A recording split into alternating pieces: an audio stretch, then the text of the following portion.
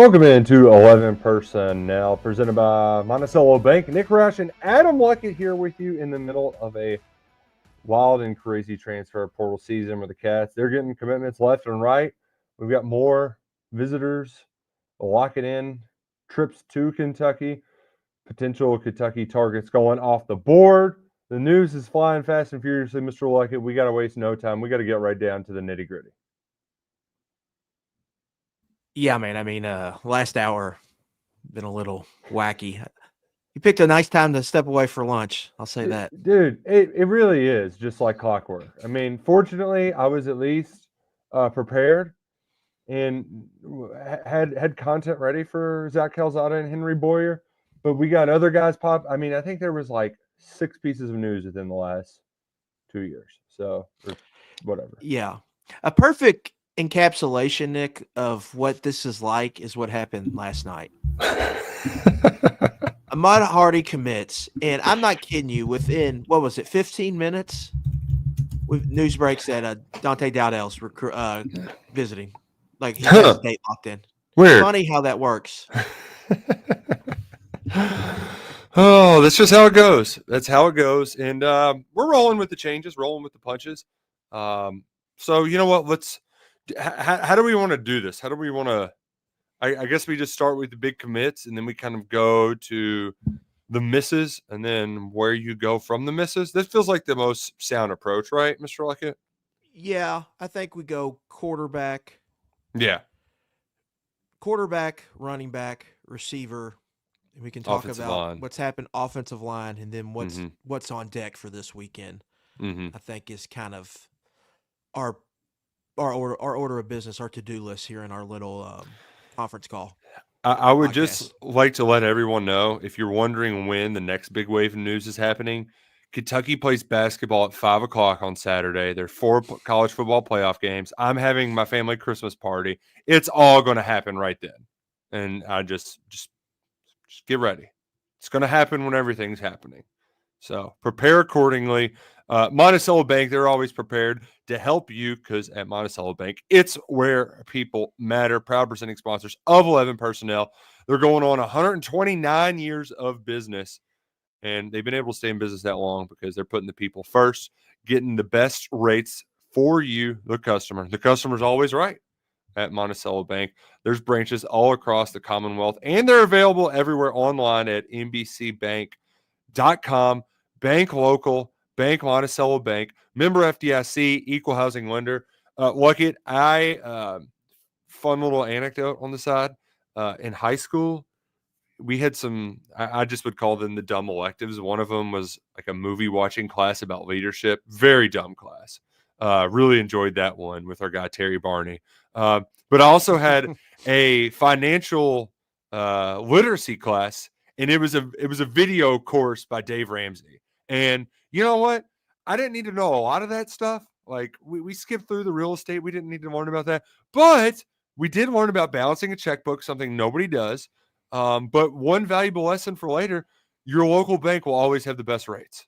That's how it's going to work. So bank local, bank with Monticello Bank. Don't take it from me. Take it from the guy who's giving out money advice. Love him or hate him, he knows how to make a little bit of cash. So Bank Monticello Bank. Long story short, shout out Monticello Bank. Shouts to Monticello Bank. Okay. We are not working bankers' hours over here, though. I'll tell you that right now. No, dude. And man, it would be so great to just like, hey, I'm going to take a few extra days during the holidays.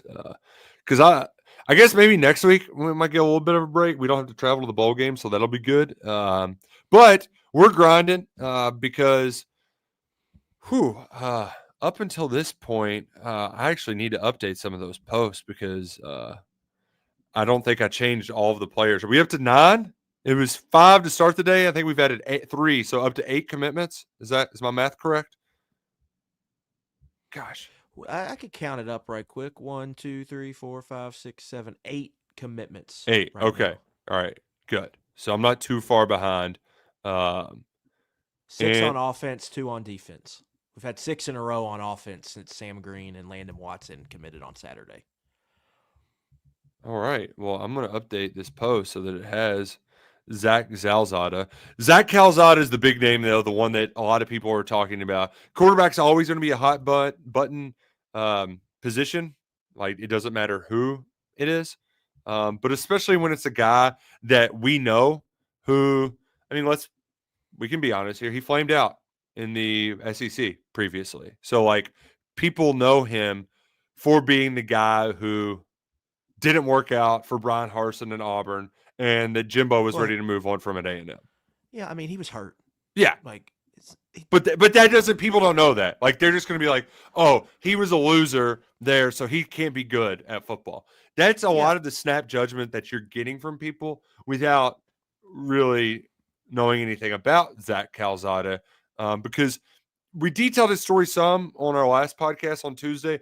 But when you mentioned the part that he was the Georgia guy who they didn't want to play, but reluctantly had to play and then played pretty well, he's kind of been that his whole career, the guy who doesn't have a lot going for him, but finds a way to push through and have success. Yeah, I think, but obviously he's got some resiliency to him to last this long and find a way. I think, again, I was getting a lot of guff for putting out Texas A&M clips this morning, saying it was 5 years ago, but like, he has played in this conference and he played competent quarterback, I would say.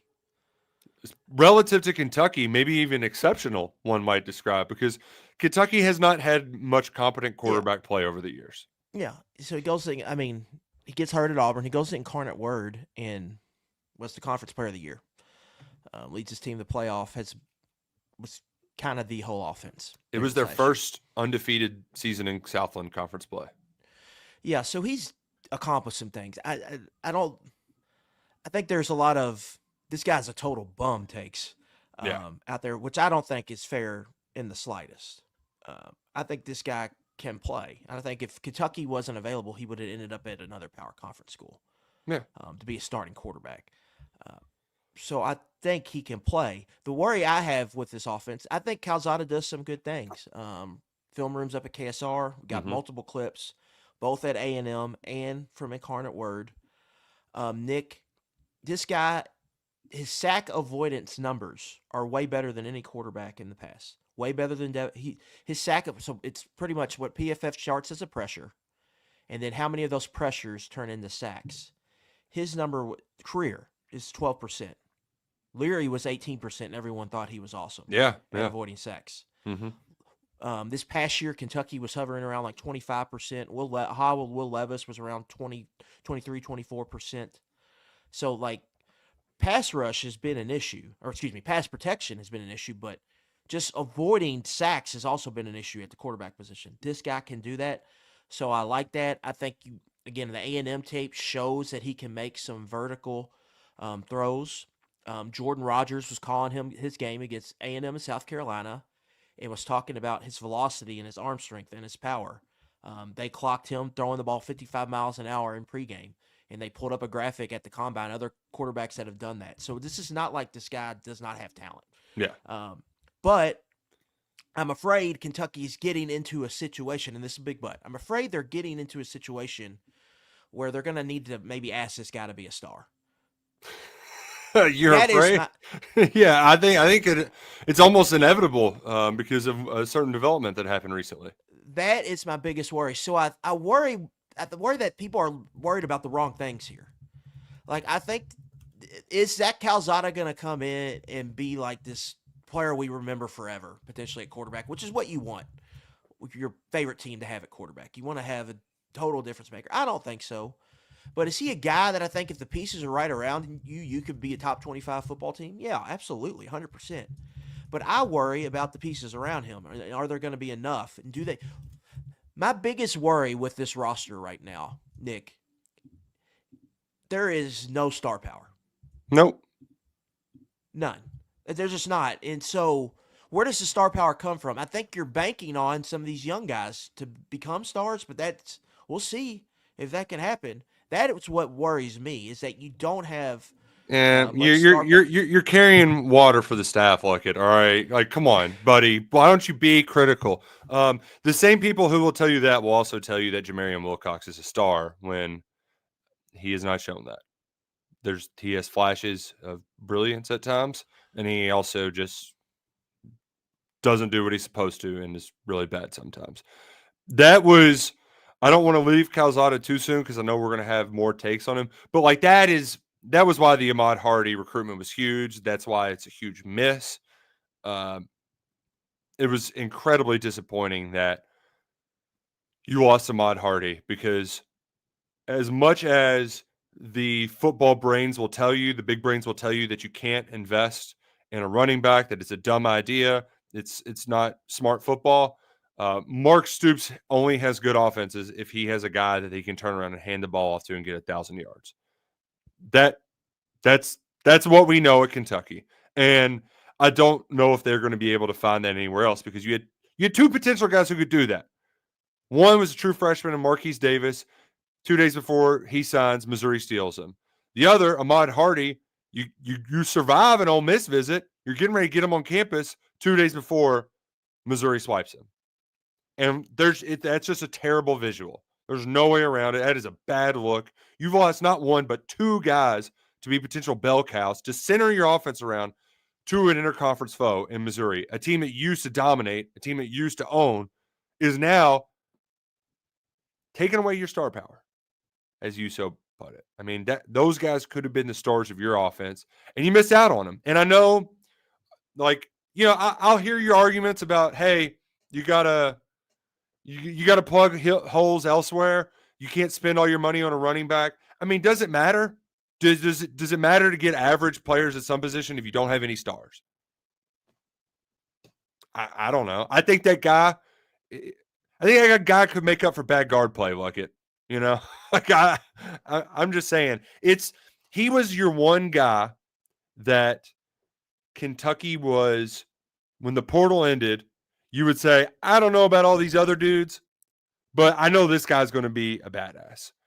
They're not going to get a player like that. Maybe the slot receiver that we'll talk about in a minute, but that's even still a gamble. Hardy was the one proven star that they were going to point to, and it's not happening. So it makes you ask more questions about everything else. Yeah, I think financially you bring up a good point. Like, was Calzada the pick because they just needed other positions, and so they got this guy who they think is tough and does some good things and has played in this league. And like another thing with Calzada, he went to play for Brian Harsin, and I don't think Bush Hamden and Harsin ever worked together, but there's direct ties to them.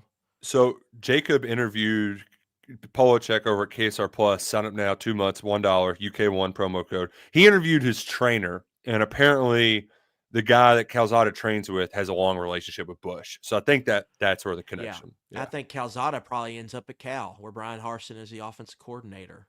If Kentucky took Malik Murphy, I think there's a very good chance Calzada is probably Cal's starting quarterback next year.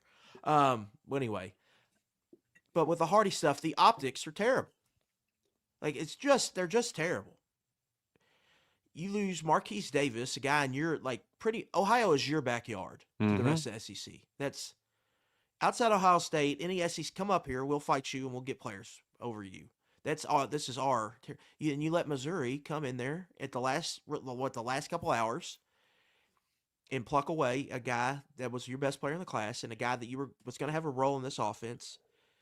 And then, Ahmad Hardy emerges, you get a visit scheduled, you get through the Ole Miss, you seem like you're in good position, and you let him go to Missouri. So just take money aside, the optics are bad. So I think you bring up a good point because they do have to check a lot of boxes and a lot of needs.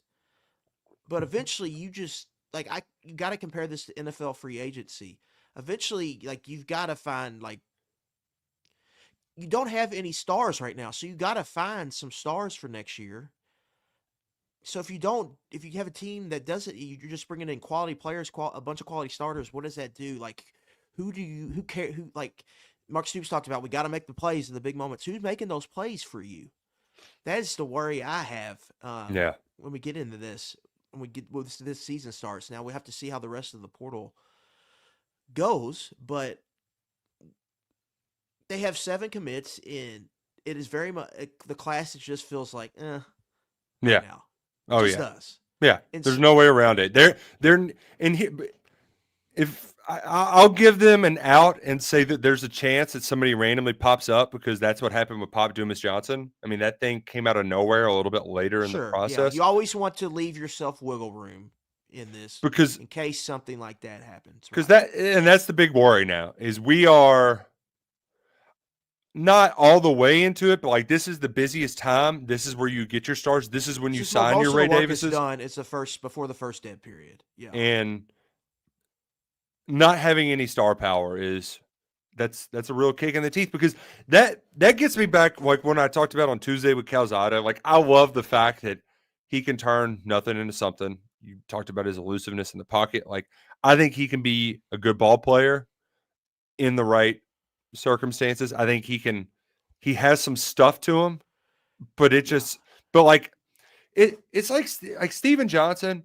That's another guy. I mean, they're different, of course, but Steven Johnson had some quality players around him that made, like, it was a very symbiotic relationship where he wasn't the greatest, but he could chuck it deep to Juice and Jeff Adet, and he had Benny Snell and Boom to hand the ball off to, and that made him look really good. And then he could grit and grind his way to make some plays. Like, that is the kind of Calzada formula I see, right? It's just like, hey, you can throw it deep to Macklin, you can hand the ball off to Hardy, and he can get you, 120 yards. Like, Willie Rodriguez has got to dump it off to. Maybe Kendrick Law on the slot is going to make some plays for you. Like, you could kind of see the stuff coming together, but without a consistent running game, you don't know.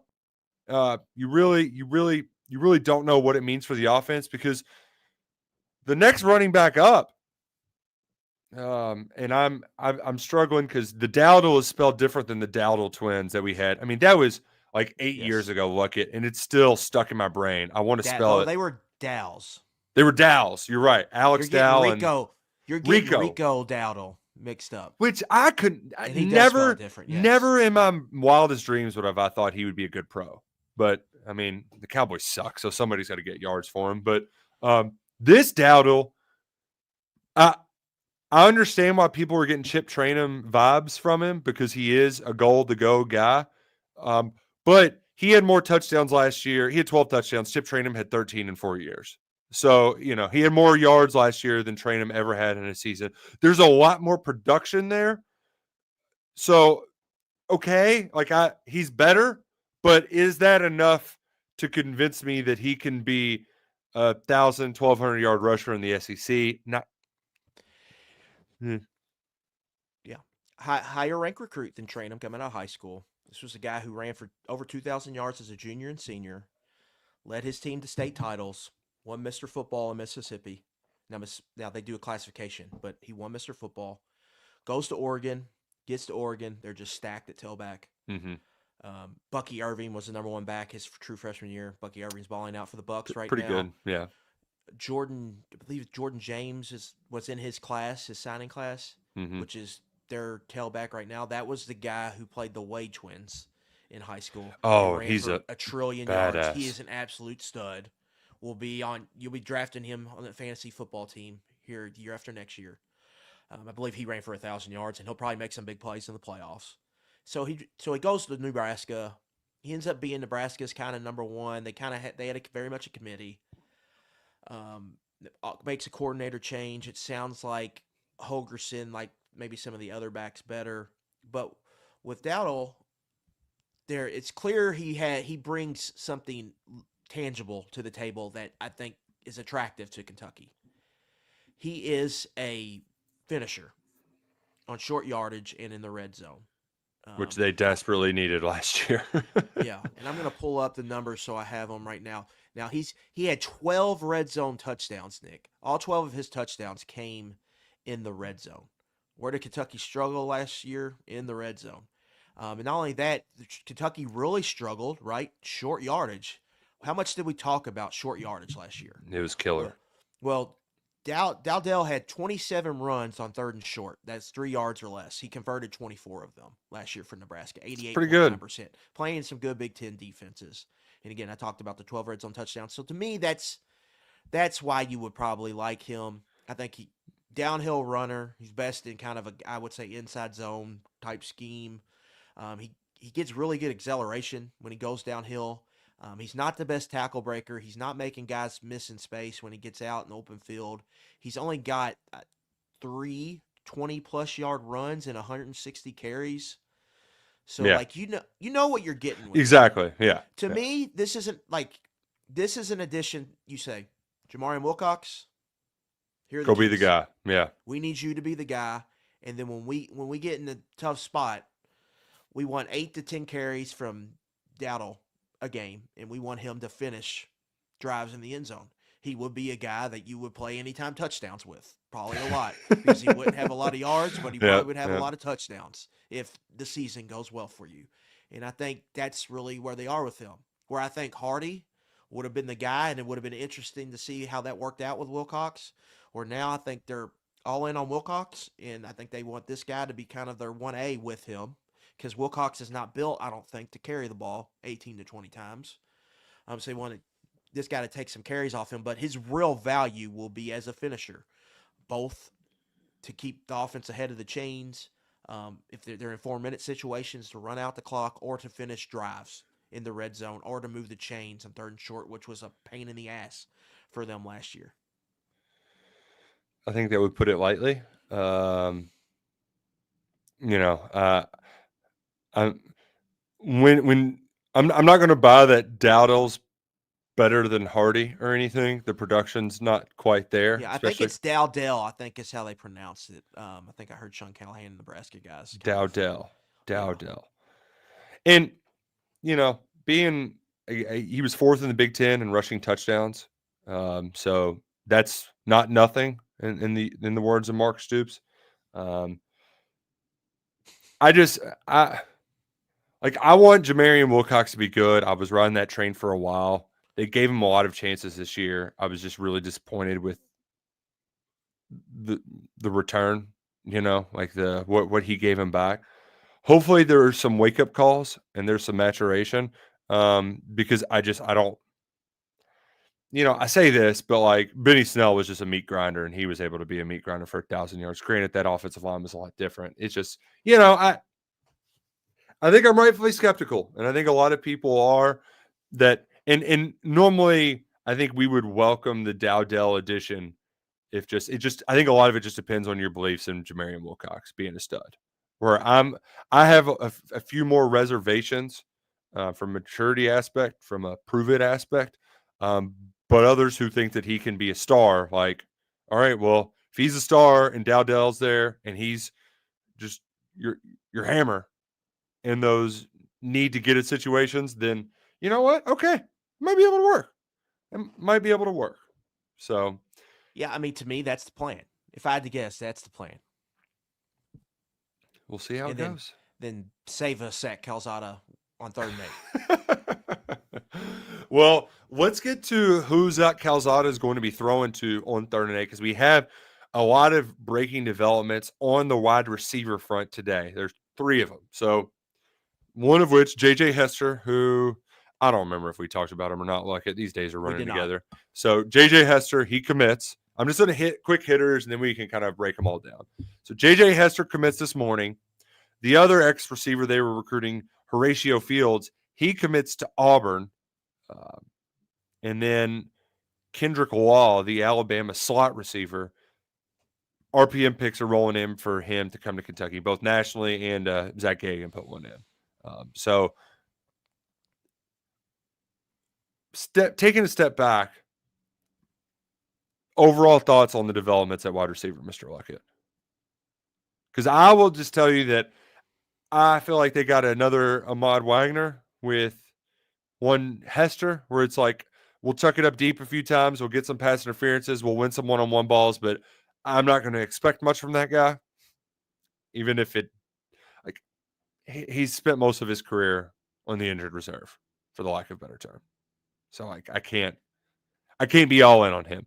But there's some stuff to like about Law, who, you know, I think it was Josh Edwards who called him, what was the word he used? A low maintenance Barry and Brown, which, you know, I can kind of see the comps there. A little bit more north-south runner. He's a lot more north-south than Barry and Brown.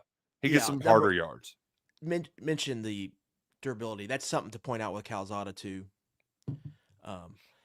Another thing with him, Nick, I think the fans are really going to like him once they get to know him and once they see him play. But we just got to get there. Yeah. I honestly think if Kentucky just get him in front of the mic as fast as you can. Oh yeah. Like I think he's got kind of a big personality from the little I've seen. I got one more in me, the Vince Carter tweet. Like that was great. That was good. I think reading the room on his part. There was a A&M media person who was complaining about him having a 7th year, and he told him, "Well, you're gonna have to hate me for one more year, buddy," or whatever it was. That was great. I love that. And I think he's got, like you mentioned, some guff to him. I think he does. I think people are gonna like him. And again, when you see him play, he's entertaining. And I'm not calling him Lorenzen, but he plays like Jared. Like, he runs around. He does some stupid stuff with the ball. He backpedals. He throws off his back foot. But, you know, sometimes it works, and it's like, holy crap, what a play. Sometimes it doesn't, and it looks really bad. So he's going to be entertaining, bare minimum. But this is a guy who's been hurt. But this is a guy, I believe, broke or bruised a rib, punctured his lung in high school. The guy was back 6 weeks later, like putting it on the line. And I think his team went to the state finals. Now, I got that off. Now, that's off Wikipedia, so I didn't get a chance to confirm that today, but I'm rolling with it right now because that fits the bill. Yeah. But he's also been injured. He hurt his knee against Alabama and was playing on when you watch the A&M clips, most of them are with a bum knee. Yeah. And then the shoulder at Auburn. So that's all something to monitor. And, you know, Cutter Bowling needs to keep that arm warm because that could be – they can need him maybe quicker than – everyone is expecting, but I do think fans are going to like him once they get to know him. Secondly, on Hester, you mentioned the injuries. To me, you're seeing big receiver, and I still have to dig into the tape. Now, what we're going to do after this, Nick, we're going to, as soon as this portal class gets done, like in the spring, we're just going to have a recap where we can kind of go through all of these guys. Because right now it is just rapid fire. There's a lot of stuff happening all at once. So I still have to dig in on Hester, but his rep was kind of a long strider, vertical receiver, make plays down the field. There's the clip, Oklahoma versus LSU going around where he catches the deep post. To me, he's not necessarily an X. He's more of a Z, so I think he's going to be maybe a vertical weapon. I think potentially if he's like your wide receiver 4, wide receiver 5, to me that's kind of intriguing, but I don't know if he's going to be that. Well, and that's I think my bigger thing is like I would have liked him and Fields. You know, I would have liked a little bit of Bofa because I still don't know if they have that X receiver. That's I think they still need that now. Justin Bowick is still out there. The Ball State transfer. We'll see where that goes. He was really productive in a short amount of time. I'm intrigued by that kid. Yeah. Kendrick Law is kind of a rocked up 5'11", 200 pounds. He played inside and outside at Alabama. 10.48, 100-meter guy. Still need to check in on him, see what it could look like. He has kick return experience, so I think he will be Kentucky's starting kick returner once they get him in the boat. Law, that is. So that's kind of where they're at receiver, but, you know, they don't have that X guy. Like, to me, the X receivers on the roster right now are like DeJarian Miller and Mikael Skinner. Yeah. one is in the tight end room. And so it's just now we'll see. I think Macklin outside could maybe do some things as in the boundary. I mean, we'll just have to see. I think it's going to be a lot of mixing and matching a little bit, and they're going to need these guys. I mean, to me, this is like Hester is a move by Bush. Like, this guy I know. I'm planning. Yeah. Same with, you know, Macklin to a lesser extent. But you're rolling with Macklin, Hester, and Law. That seems like and Harley Gilmore. Yeah. And to me, like, if you looking for stars, maybe Law can turn into one of these Alabama receivers that gets out of that system and just explodes at his next school. that we've seen a couple of them do. Or maybe Gilmore can become a real guy for you. But that's kind of where they are at receiver, and we'll have to see how it works. It seems like I think all of these guys, and again, I still need to watch Law's tape and kind of dig into him a little bit. But you mentioned the track speed. I think all of these guys have vertical potential as deep threats. So that is intriguing potentially. I got now these are 2023 clips. Because shout out to the Raymer Jammer Alabamers. They throw a lot of stuff online. The 23 clips, I like that he was a little bit more north-south, because the variant comps were there, but he's played truly in the slot. He was lining up some at running back, getting the play action, dump off to the flat, and then turning a 3-yard pass into 11 yards, turning a jet sweep into like playing your foot, cutting uphill, and then getting tackled 20 yards down the field. So there's a lot to like there. I'm not going to just have put blind faith in another receivers coach. You were there yesterday. I was feeling pretty under the weather, but listening to LaDamian Washington speak, he's got a pretty inspiring story. He was basically orphaned by the time he was 15, and he credited them. Like I want to dig into his story a little bit more because it sounds fascinating. Like basically, he was like crediting the Macklin family for him getting to Missouri, and then him kind of starting this climb up. So he's an impressive guy who you hope can just get the most out of those guys. But like, it's another Kentucky receivers coach. So I understand why people are, maybe a little bit skeptical of that. But if you just listen to him talk, you're like, okay, like I like the cut of this guy's jib. He's a little different than what we've seen in the past out of that wide receivers room. And he's getting some guys that he's got history with. So you need a couple of those guys to punch above their weight in that room. There's no doubt about it. Yeah, I mean, I think Law, you kind of dig into him. You see, Cole Kubelik's had a few blocking clips where he's decked some guys, and you hear Washington talk about we need to be gritty, tough, blue collar. Ain't too pretty to be gritty, or no, too gritty to be pretty. No, we got to get that right. Got to get that right. Too gritty to be pretty. Too gritty to be pretty. So that's something we to monitor. I think for most of him, I think the tone he was really trying to set there, Nick, was just basically like this: we're having a culture reset shift. Yeah. Well, we got to get back to doing the dirty work and doing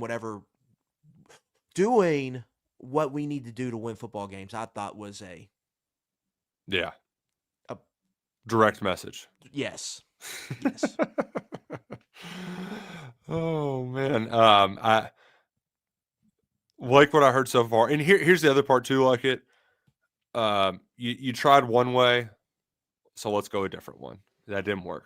In the prolific blue chip guys, that didn't work. So yeah, hey. And again, Law's still the guy I still need to do some research on. Hester as well, but Fields was that X receiver to me, like a legitimate X receiver, and it seemed like that really came down pretty close between Kentucky and Auburn won that. Which is surprising. I guess, did Keandre Lambert-Smith, is he out of eligibility? Yeah, I believe so. But still, they've got Cam Coleman. So Simmons. Yeah, I don't. Coleman. Maybe he just was like, well, look at these quarterbacks they got. I like them more. That part I didn't really get. But yeah, I mean, you got Jackson Arnold, who's more accomplished. Now, not very much accomplished. Maybe would be seen as more. He's just younger. Where Calzada is in the FCS, right? Right. So yeah, I think it's Auburn. Auburn's brand is stronger than Kentucky's football brand. Just is what it is. It is what it is. You know what else it is right now? Like it. What's that? It's Pixmas over at Prize Picks. That's right. You can win $1 million this Pixmas. A shot at 1 million plus daily rewards. Pixmas has arrived. You can win a lineup with the highest multiplier for a shot at $1 million. Learn more on the Prize Picks app or at prizepicks.com. And what's great too is Prize Picks. You don't even have to do that to try to get in to win. They've got their daily deals, including some Christmas Day NBA basketball action. Nikola Jokic If he scores a point on Christmas, that'll cover a square for you. If you haven't played the daily fantasy sports yet, I really don't know what you're waiting on. We've been talking about all season. It's a fun way to get in on the action. You pick a few squares, you go more or less, and then you win big with Prize Picks. The playoffs coming up this weekend. I'll be getting in on some of that Prize Picks action, and you can get in on it with promo code KSR. Play $5 and you'll get $50 in your account with Prize Picks. Promo code KSR. Play $5, get $50 in Prize Picks bucks, just like that. Terms apply at prizepicks.com. Download the Prize Picks app and play this Picksmas season. I want to talk about the playoff momentarily, but our guy Dylan had a question for us that I want to answer. Any chances that UK pulls back any of the portal guys, kind of like Dingle did the little dipsy-do last year? None are immediately coming to mind. There's a chance. But some of these dudes that it feels like they're leaving for a reason. So a quick recap of the big names. Barry and Brown's going to LSU. Jordan Dingle's going to South Carolina. Last year, we thought he was going to Tennessee. He kept coming back at the 11th hour. Keyshawn Silver to USC. And then it looks like Dane Key is going to end up in Georgia. There's a lot of predictions rolling that way. We kind of thought they were the team to beat from the jump. But look, I'm scrolling through my mental Rolodex. We're up to 21 players who have left via the portal so far. And there's not one that really comes to mind off the top that might do that. Unless maybe it's like a fear breed or something. Yeah. I mean, maybe like different time. One, this is a different year. Everything is different than last season. Like maybe, I don't think Kamari Anderson is coming back, but maybe if he wanted to come back just because you don't have bodies, right? Mm-hmm. Maybe, fear breed, maybe, but I don't think that's going to happen. I think everyone is moving on for a reason. Well, whether it's their decision or a playing time decision or yada, yada, yada. But again, I think you're seeing players that are on Kentucky's team enter the market and find really good spots to go play. Yeah. 2, when the draft comes around, I've talked about this 100 times, but you're going to see one of the takeaways is going to be Kentucky had that many players drafted off that team. Yep. So and all of that put together is talent. Obviously, they had talent, which is what we were saying all year. Instead of going in the year, this is a really good roster they have put together talent-wise. So you have to ask, why didn't it work? What happened to get it that bad? I think the easy answer right now is their culture deteriorated, and they did not respond to adversity well. And that was kind of a 3-year process to get there. It slowly got to that juncture. Mm-hmm. Yeah, because there were signs that they weren't handling adversity well in 22 and then in 23. And they swore they would fix it, and they didn't fix it. Now they are. So now they're trying to do this hard reset and cultivate player leadership. But they're really big in the portal right now. They're gonna have to do it, but they're also big in the portal. But they also have so much riding on this 24 class. Mm-hmm. I mean, really, a ton is riding on this 2024 class. They need guys in that class, a bunch of them, to step in and become quality players this year. Jordan said, what about Hairston? Why hasn't he announced either way? He's going to the Senior Bowl, right? I mean, same thing with Pop. I didn't see that, but I mean, he got the invitation, and I think it's only a matter of time. It's window dressing at this point. Like Pop Dumas Johnson was talking about his last, his last season. Like I didn't need the graphic to tell me that he wasn't going to come back. The way that Kentucky, they're bringing in a lot of corners from the MAC. I mean, they're acting like they're looking for corners. So I think if he was coming back, they would have had him make an announcement already. Let's put it that way. Yeah. Yeah. So I'm not holding my breath for a Max Hairston return. Maybe that's where all the money's going. Maybe they're at the negotiating table there, trying to bring him back. Yeah. I don't know. I would expect that he is going to move on. So yeah. I would operate in that direction. Yeah, yeah. One other thing that I want, so offensive line. We mentioned portal departures. We had two that I don't know if you would call them unexpected lucky, but you went 9 days without having a transfer portal entry, and then two players on back-to-back days go in after Kentucky took 4 commitments from offensive linemen, and they might have another one down the pike as well. Dylan Ray, he was the first one. You knew it was going to be either him or Jagger Burton was probably going to dip after Kentucky added Josh Braun from Arkansas, because that guy's going to play right away. There's no doubt about it. And then Evan Wibberley is on an official visit. I guess he's arriving sometime tonight. He played for Western Kentucky last night, the Boca Raton Bowl. Finally lost one of those Boca Bowls. They had been winners in all of them. Let that game get away from him in the second half. Lost to James Madison. He's coming in for a visit, and that it looks like Kentucky's going to get that guy to be their center next year. So Kobe Keenum announced today that he will be entering the portal. We're down to 8 players from that 23 class, and the only offensive lineman that Zach Yenzer recruited is nose guard right now. So if you're wondering why Wolford got brought back, yeah, I think it's what you're seeing. These two is cause and effect, right? Yeah. You're bringing someone into my room to potentially play over me. I'm gonna enter the free market and see if I can find a better situation. And I think what happened with Cortland Ford is something to keep in mind. This is a guy who essentially couldn't play at Kentucky. Mm-hmm. Enters the portal, and he's going to UCLA, going to a Big Ten team. Like finding any offensive lineman with experience is something teams jump at. Yep. So like Dylan Ray, I'll be very interested to see where he ends up. I bet it'll be a good team. I bet he can find a starting spot somewhere. And then Kobe Keenum, we'll see. Again, they're bringing in a center, right? Mm-hmm.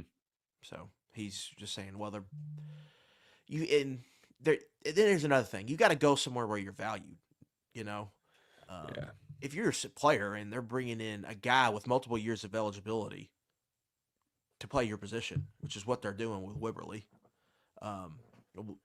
which we think will be wrapped up pretty quickly once he gets on campus. So, a transfer for Keenum just seemed likely to me at that point. He's not going to sit around and not play. And so that's just part of the issue. And then but when that stuff happens, that just gives them more room to me, Nick, to go and fill some of their other holes on the roster. Right now, I've got them at 78 scholarships accounted for. So they got 7 open spots still, and they've added 8. So they could get up to 15 transfers, and I think we'll see some more roster attrition too. I think there's going to be some more transfers to come at some point, whether it's now or in the spring, to leave Kentucky's roster. We'll be following along closely through it all. I think we've hit on everything except Henry Boyer, the tight end, did make it official, the big blocking tight end. My favorite thing that was said was like, well, he ain't going to catch any passes. I don't know why he would come here. And the response was, yes, he's here to block. Even the people from where he's from, they have good things to say about him. He knows his role. He's a big old SOB. He's come here to move bodies downhill. And Kentucky need like that. I do think that's hard to find. Most tight ends, they want to be superstars. Like, no, we need somebody who's going to – this is a very niche role. We play a lot of tight ends here. We need to have a guy who we can make sure can act as that extra body, but will leak out and we don't have to sweat out a offensive tackle catching the ball or not. Like, so kind of nice to find that guy. Bottom line, they've got 3 scholarship tight ends, and Mikael Skinner is probably not ready to help them as an inline blocker. No, not at all. You just need body. Yeah. At least one there. Yeah. Even going with 4 with what they like to do is, you feel like you would like maybe another player there. That's going to be a position where a potential walk-on, I think, can maybe carve out a role if someone flashes there. But yeah, I think that was just they had to address that after losing Kamari Anderson, and that's what Boyer will be, 270 pounds. There's no hiding from what he is brought here to do, which is help them block. No hiding that whatsoever. All right, I'm not gonna lie, I'm getting a little tired of transfer portal talk. Can we talk a little bit about the playoff? Sure, why not? I haven't done any You don't need to. We can shoot from the hip. You know who the teams are playing. I have 4 games. Somebody's going to get upset. Most likely upset. Like it. Is it Notre Dame? Is it Penn State? Is it Texas? Or is it Ohio State? Do you have the odds in front of you? I do. Tennessee is a 7.5-point dog. I'm just going to play spoiler. I think I got them at 3-1 on the money line. I bet Tennessee to go to Ohio State and pull off the upset. I think there's a little bit more consistency there. I don't think they're going to be too rattled. Ohio State feels like they're in a very fragile place. So if there's any sort of, rock'em sock'em robots going on and things get tight, I think that stadium will get tight really quick.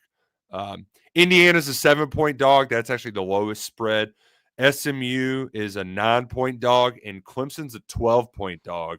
And I kind of love the under there as well. 51.5 points between Clemson and Texas. The Texas defense is really good. And then I feel like Texas is just always like they always leave you wanting more. They feel like they're the best team, but they're just not. I don't know. Like feels like they're better than what the product on the field they've shown is. I'll go. My money line pick would be Indiana. Okay. This is Indiana. Indiana's run defense is really good, and we all love to bash them for their schedule, but let's talk about Notre Dame's schedule. No crap. I like Indiana. I think Indiana, they've got the better passing quarterback in this game. That would be if I had to pick one, I would say Indiana. Their run defense has been really good. They could slow down that Notre Dame rushing attack. Indiana would be my pick there. What is that Clemson Texas spread again? 12 points. Clemson's at 380 on the money line. What is that total? 51.5, which I like that under. Yeah, that screams an under to me. I've talked about this. That Texas defense kicks ass. I love that Texas defense. Yeah. And so we've seen Clemson when they get up against some of this better competition, Nick, just kind of their offense turns into a pumpkin. I think you could see that. So I like that under there, just talking here. So, and then you throw in Texas's red zone issues, which are a big deal. I kind of like Ohio State in this matchup with Tennessee. The Clemson team total, you can get it's 20.5. Yeah, that game total. Yeah, the game total is probably what I like a little bit more there. Yeah. Because I think you could get a defensive touchdown and that thing still hit under. Yeah. That's a game I could see going to overtime and not getting over 51.5. So you like the under? Yeah, and then what's the Penn State line? The total in that one is 54. And what's the spread? 9. I mean, that one feels like an over, but I would lay the points with Penn State. Yeah, because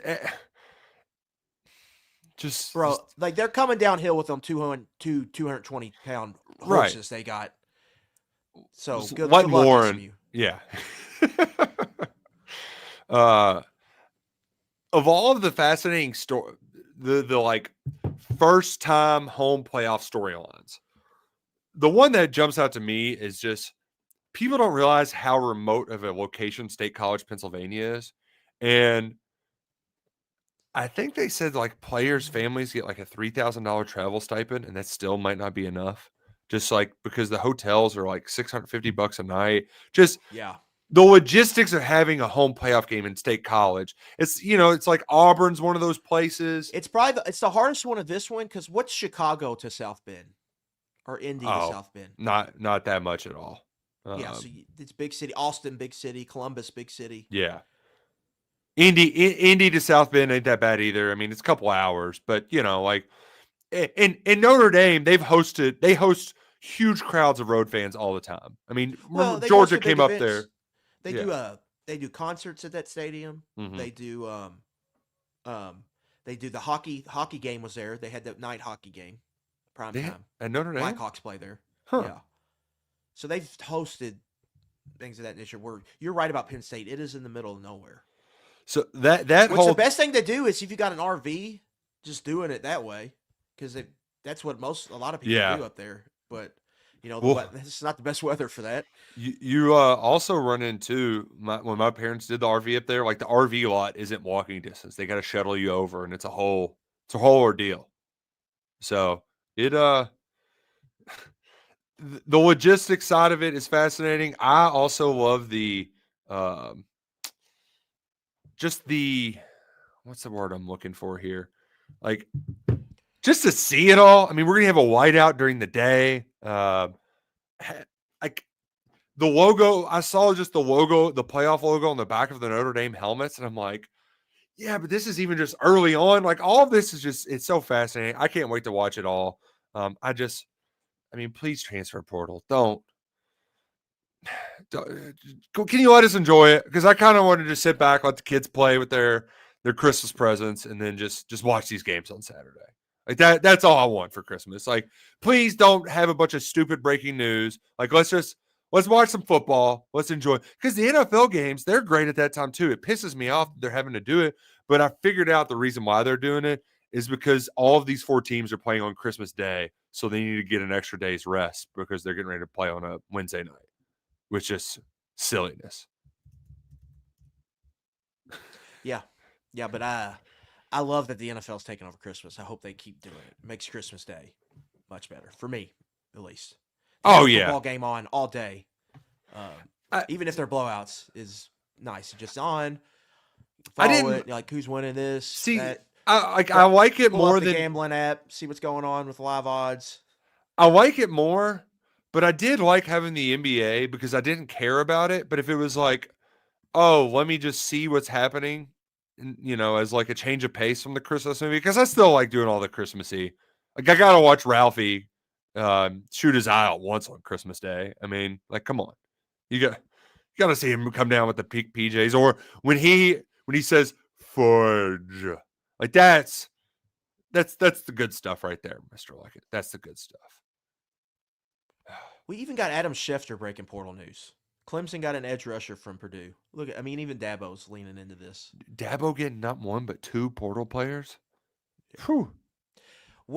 I've got when all the dust settles, Nick, and it's Derby weekend.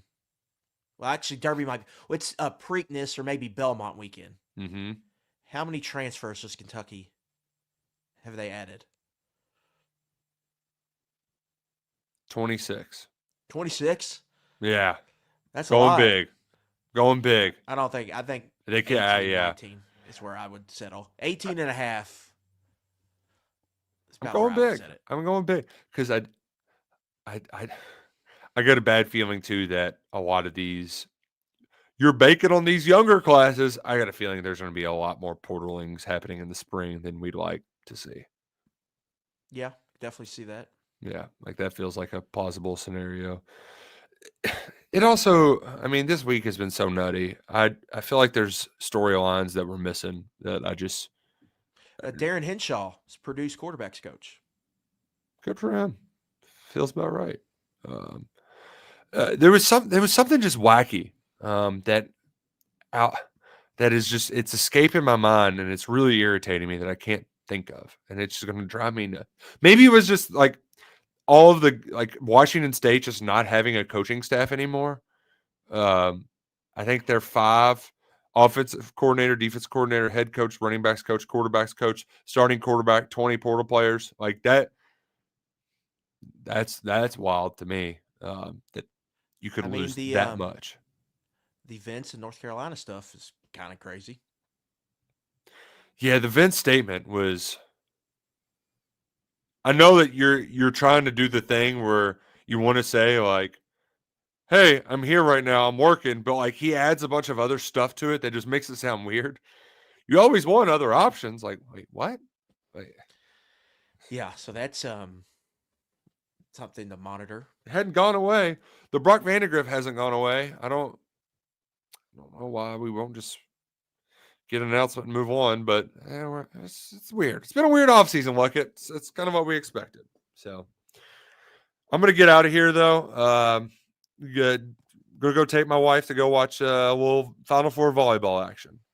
Nice. So y'all enjoy it. I will be back here at the homestead in case hell breaks loose. Okay. Well, I appreciate it. We're getting about a 5-2 here. Oh, payoff. God. Yeah. Oh, man. Well, enjoy our water carrying.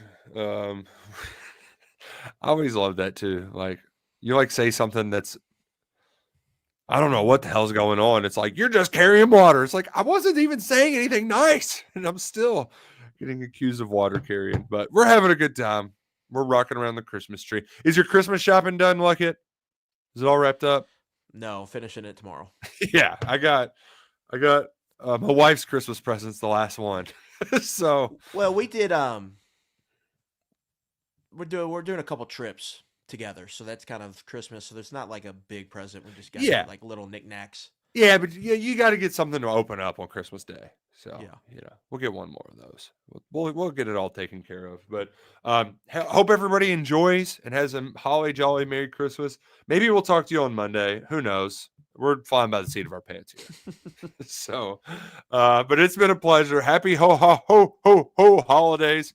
Merry Christmas. He's Adam Luckett. I'm Nick Roush. We'll see you around. Go.